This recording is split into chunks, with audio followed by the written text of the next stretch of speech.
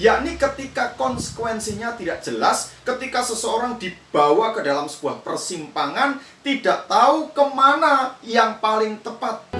Jangan kamu takut, aku adalah.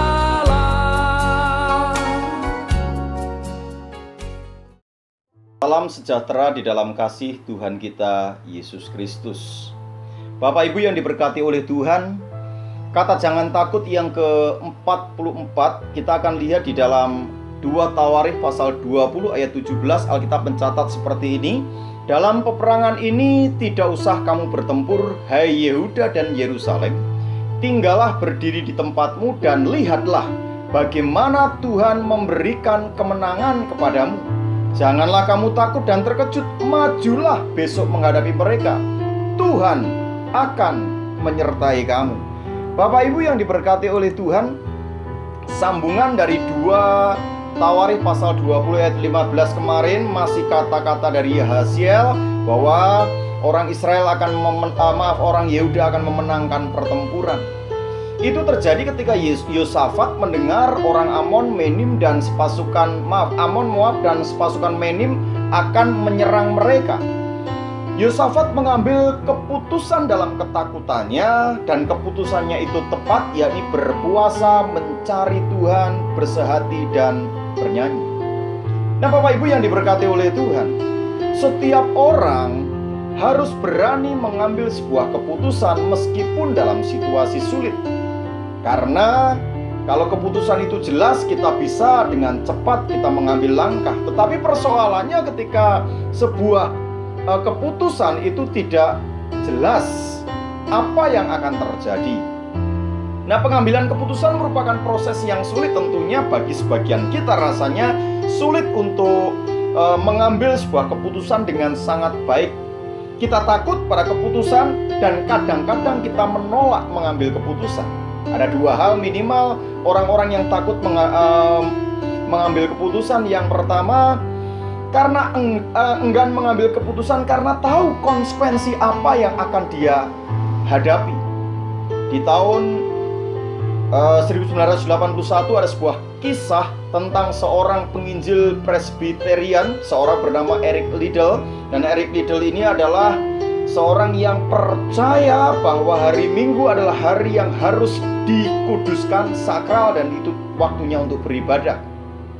Sementara dia adalah seorang atlet dan hari itu dia mendapatkan kesempatan untuk bertanding di Olimpiade.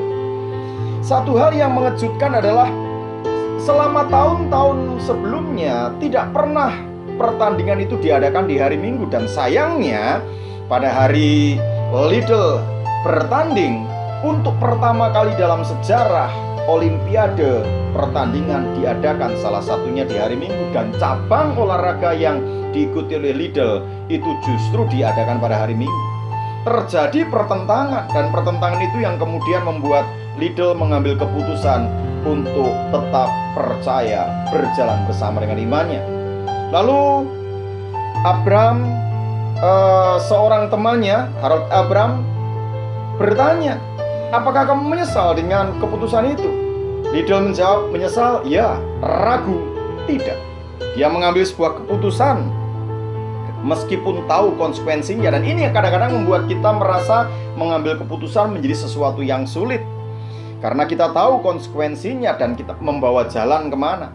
Namun ada alasan yang lain yang orang enggan untuk mengambil sebuah keputusan, yakni ketika konsekuensinya tidak jelas, ketika seseorang dibawa ke dalam sebuah persimpangan, tidak tahu kemana yang paling tepat. Sebagian orang mengambil keputusan justru tidak membuat keputusan. Namun jika kita menunggu sesuatu dengan sungguh-sungguh jelas, justru kita tidak akan pernah mengambil sebuah keputusan. Baik dihadapkan pada keputusan yang konsekuensinya jelas atau yang konsekuensinya masih kabur dan tidak jelas, proses pengambilan keputusan membuat kita merasa begitu menderita. Nah, saya mau sampaikan ketika kondisi seperti itu, ketika situasi berat seperti itu, Yosafat mengambil sebuah keputusan mencari Tuhan. Saya mengajak kepada seluruh saudara hari ini, mari cari Tuhan Allahmu ketika saudara sulit mengambil keputusan. Keputusan itu baik, jelas. Seperti Lidl harus mempertaruhkan kesempatannya untuk medali emas demi sebuah keyakinan. Atau orang-orang yang sulit mengambil keputusan karena belum jelas konsekuensinya. Kalau ada di antara saudara yang hari ini ragu-ragu di dalam mengambil keputusan, entah itu keputusannya yang jelas, saudara, kalau tetap lanjut maka konsekuensinya mempertahankan iman bisa saja kehilangan pekerjaan dan lain sebagainya, atau konsekuensinya sama sekali tidak jelas, mau kemana belum jelas. Saya mau sampaikan kepada kita semuanya, bersama dengan Tuhan, saudara Jakob menanggung segala perkara. Tundukkan kepala saudara. Hari ini Tuhan, setiap kami dituntut untuk mengambil sebuah keputusan. Dan kalau harus menghadapi sebuah keputusan, ajar kepada kami untuk terlebih dahulu berjalan di dalam iman. Dan kami percaya iman membawa kami kepada kemenangan demi kemenangan, meskipun kami tidak dapat melihat apa yang terjadi dengan jelas. Terpujilah namamu, dalam nama Tuhan Yesus Kristus. Haleluya. Amin. Selamat berjuang dalam iman. Tuhan Yesus memberkati. Haleluya. Ku tidak takut, sebab Kau besertaku.